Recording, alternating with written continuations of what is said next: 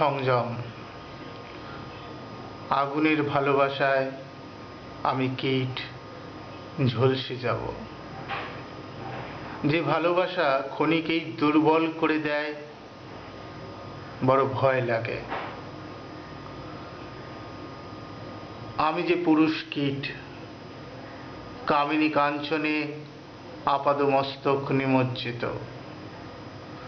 প্রলুব্ধ আগুনে কীটের পরিণতিতে আমি শিউরে উঠি।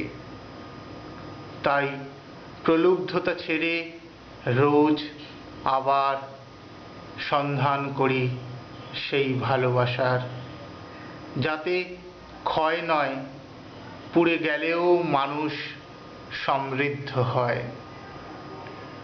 এই পৃথিবীর রূপ, রস, স্পর্শ, গন্ধ ভালোবেসে আস্বাদন করে অন্তরেতে পুড়ি এসো।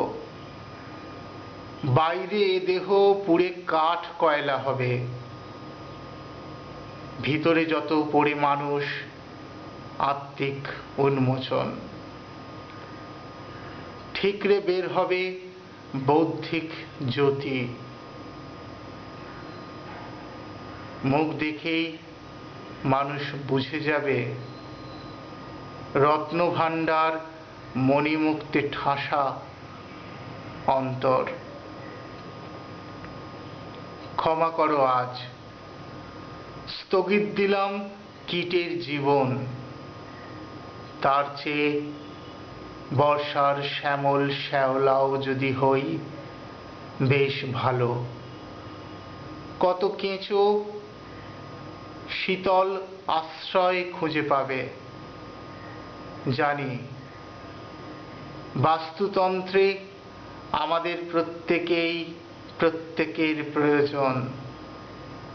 তবু প্রয়োজন আর সংযম, এ দুটোই সামান্য দূরত্ব না রাখলে সংযম হারিয়ে যায় প্রয়োজনের হাটে। সংযম বড় শৃঙ্খলিত, প্রয়োজন ছড়ানো ছিটানো।